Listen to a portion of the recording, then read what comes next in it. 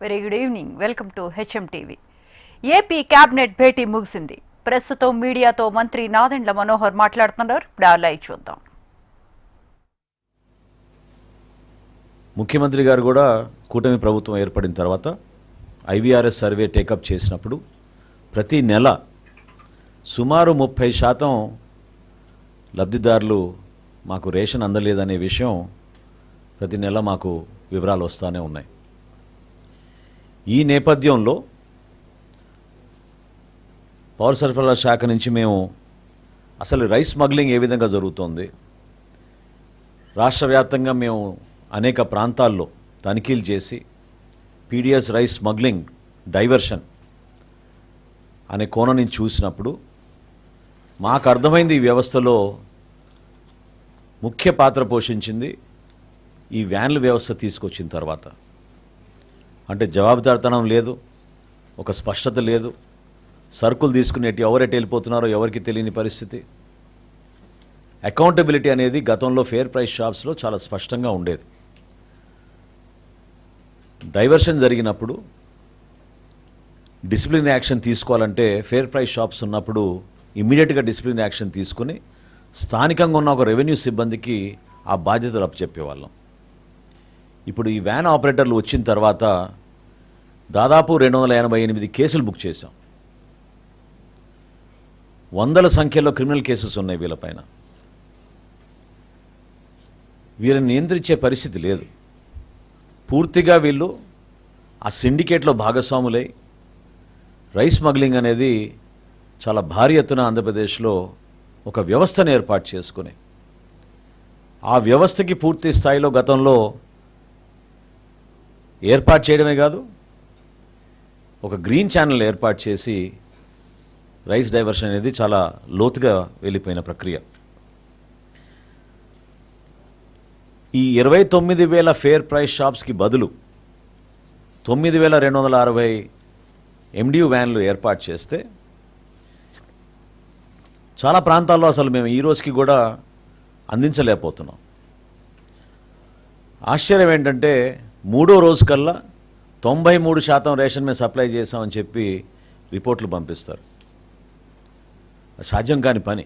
కానీ కేవలం డైవర్షన్ కోసం ఉపయోగించుకుంటూ దొంగ లెక్కలు చూపించి వీళ్ళు చేసిన అరాచకం మామూలు విషయం కాదు. దీనికి గతంలో 90% కార్పొరేషన్ల ద్వారా 10% లబ్ధిదారుల తరఫున ఆ రోజున ఐడెంటిఫై చేసి 10% బెనిఫిషరీ కడితే ఈ వ్యాన్ నిర్వహణ వాళ్ళకి అప్పచెప్పి దాదాపు నెలకి 27,000 రూపాయలు కార్పొరేషన్ నుంచి మేము వీళ్ళకి చెల్లిస్తూ వస్తున్నాం. ఈ వేకెన్సీస్ కూడా సుమారు 570 వ్యాన్లు ఈ రోజుకి కూడా మాకు దాని గురించి పూర్తి సమాచారం లేదు. ఎవరైతే పాపం ఎదురు చూస్తున్నారో రేషన్ వాళ్ళకి ఆ సమయానికి అందదు. ఇంకా ఆశ్చర్యకరమైన విషయం ఏంటంటే చాలామంది పాపం పనులకు వెళ్ళే వాళ్ళు కూడా పనులు మానేసుకుని ఫలానా రోజు వ్యాన్ వస్తుందని వాళ్ళు ఎదురు చూసుకుంటూ ఇబ్బంది పడే పరిస్థితులు చాలా క్లియర్గా అనేక సందర్భాల్లో మా దృష్టికి వచ్చినాయి.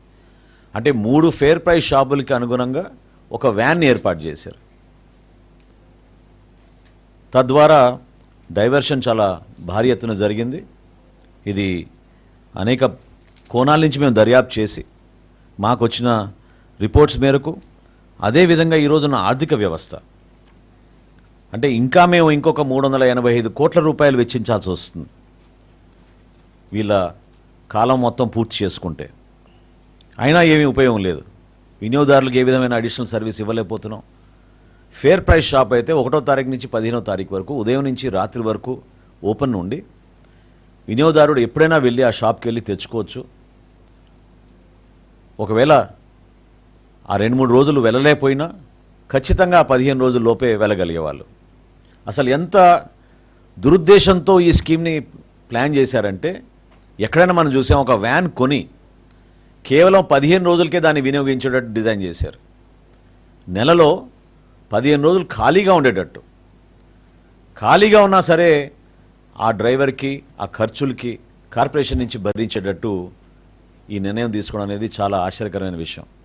అంటే ప్రజలు ఏ విధంగా ఒక మంచి పరిపాలన కోసం ఎదురు చూస్తారో ప్రజాధనాన్ని దుర్వినియోగం చేసే విధంగా వాళ్ళ స్వార్థం కోసం, స్వలాభం కోసం తీసుకున్న నిర్ణయం అనేది చాలా స్పష్టంగా కనపడుతోంది. ఈరోజు క్యాబినెట్లో మేము తీసుకున్న డెసిషన్ జూన్ 1వ తారీఖు నుంచి ఫేర్ ప్రైస్ షాపుల ద్వారానే పీడిఎస్ రైసు లబ్ధిదారులందరూ కూడా చేరవేసే విధంగా ఒక నిర్ణయం తీసుకున్నాం. దీంతో పాటు 65 సంవత్సరాల కన్నా ఎక్కువగా ఉన్న వయసులో ఉన్న వృద్ధులకు, అదేవిధంగా దివ్యాంగులకు డోర్ డెలివరీ జరిగేటట్టు ఈరోజు ఒక నిర్ణయం తీసుకున్నాం. ఈ ఫేర్ ప్రైస్ షాప్స్లో కూడా మేము కొత్త యాప్ డిజైన్ చేసాం. రేషన్ చాలా పక్కాగా మేము మానిటర్ చేసుకునే విధంగా. నెక్స్ట్ ఫేజ్లో మేము ప్రతి షాప్లో కూడా సీసీ కెమెరాలు కూడా ఏర్పాటు చేసి వాళ్ళ సర్వీసెస్ని మేము పెంచే విధంగా కేంద్ర ప్రభుత్వంతో చర్చించిన తర్వాత ప్రాథమిక అనుమతులు వచ్చినాయి మాకు. ఈ ఫేర్ ప్రైస్ షాప్స్ని చిన్న చిన్న కిరాణా షాపులుగా వాళ్ళు కూడా వ్యాపారం చేసుకునే విధంగా గిరిజన ప్రోడక్ట్స్ కానివ్వండి, కేంద్ర ప్రభుత్వం అందించే ఈ భారత్ ప్రోడక్ట్స్ని ఈ షాపుల ద్వారా మేము వినియోగదారులకి తక్కువ రేటుకు తీసుకొచ్చే విధంగా ఒక నిర్ణయం తీసుకున్నాం. అదేవిధంగా ఈ 9260 వ్యాన్లు ఎవరి పేరు మీద అయితే ఉన్నాయో బెనిఫిషరీస్, వాళ్ళందరికీ కూడా ఈ యాసెట్ని అంటే ఈ వ్యాన్ని ఉచితంగానే వాళ్ళకి ట్రాన్స్ఫర్ చేసే విధంగా ఒక నిర్ణయం తీసుకున్నాం. ఎందుకంటే వాళ్ళ లైవ్లీహుడ్ కూడా ఎఫెక్ట్ కాకూడదు. వాళ్ళు ఈ వ్యాన్స్ని ఉపయోగించుకుని వాళ్ళు కూడా గూడ్స్ డెలివరీయో లేకపోతే ఇంకో దానికో ఈ వ్యాన్ని ఉపయోగించుకునే విధంగా ఆ బెనిఫిషరీస్కే ఈ 5 కార్పొరేషన్లు, SC corporation, ST corporation, BC corporation, EBC corporation, అదేవిధంగా minority Muslim and Christian finance కార్పొరేషన్కి ఈ యాసెట్స్ మేము ట్రాన్స్ఫర్ ఆటోమేటిక్గా జరిగిపోయినప్పుడు వాళ్ళ దగ్గర నుంచి ఆ బెనిఫిషరీస్కి ఎవరైతే 10% కట్టారో ఇనీషియల్గా వాళ్ళందరికీ కూడా ఈ వ్యాన్లు మళ్ళీ తిరిగి ఇచ్చేటట్టు ఉచితంగా రాష్ట్ర ప్రభుత్వం నుంచి ఆ నిర్ణయం తీసుకుని ఇంతటితో ఈ పీడిఎస్ రైస్ ఉక్కుపాదంతో కూటమి ప్రభుత్వం తీసుకున్న నిర్ణయాలు మనం ముందు తీసుకెళ్తున్న తరుణంలో ఈ పర్టికులర్ నిర్ణయం ఖచ్చితంగా దానికి దోహదపడుతుందని మేము భావిస్తున్నాం. కొంతవరకు మేము దీని ద్వారా ఈ రైస్ డైవర్షన్ ఖచ్చితంగా ఆగుతుందనే ఒక నమ్మకంతో ఈ కార్యక్రమాన్ని ఈరోజు తీసుకొచ్చాం. దీంతోపాటు దీపం 2 పథకం గురించి ఇంకొక నిర్ణయం తీసుకున్నాం ఈరోజు రాష్ట్ర క్యాబినెట్లో. గౌరవ ముఖ్యమంత్రి గారు ఆల్రెడీ దీని గురించి చాలా లోతుగా చర్చించారు. ఈరోజు క్యాబినెట్లో కూడా మంత్రులందరూ అభిప్రాయం తీసుకున్న తర్వాత ఒక నిర్ణయానికి వచ్చింది ఏంటంటే ఈ 2వ ఫేజ్లో దీపం ఆల్రెడీ మేము 70 లక్షలు మంది బుకింగ్ చేసుకున్నారు.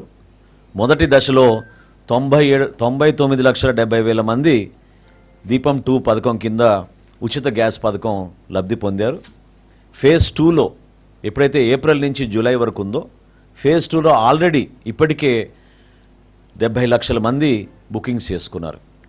సో ఫేజ్ 2 అయిపోయిన తర్వాత ఫేజ్ 3లో వారికి ముందుగానే డబ్బులు వాళ్ళ ఖాతాలోకి వేసేటట్టు డైరెక్ట్గా ఈరోజు క్యాబినెట్ నిర్ణయం తీసుకుంది.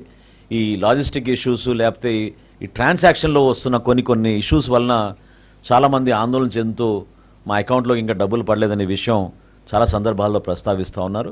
కాబట్టి వాటిని అధిగమించే విధంగా ఈరోజు ఒక ఆలోచనకు వచ్చి డైరెక్ట్గా లబ్ధిదారుల ఖాతాలోకి ఆ గ్యాస్ సిలిండర్కి సంబంధించిన సబ్సిడీ ఏదైతే ఉందో ముందుగానే 3వ ఫేజు మొదలవకుండా ముందుగానే వాళ్ళ ఖాతాలో పడే విధంగా ఈరోజు క్యాబినెట్లో ఈ 2 నిర్ణయాలు ప్రధానమైన నిర్ణయాలు. ఖచ్చితంగా రాబోయే రోజుల్లో సంక్షేమంతో పాటు ఒక ట్రాన్స్పరెంట్గా అకౌంటబుల్గా ఉండే విధంగా రాష్ట్ర ప్రభుత్వం ఈరోజు ఈ నిర్ణయాలు తీసుకుంది. ఇప్పుడు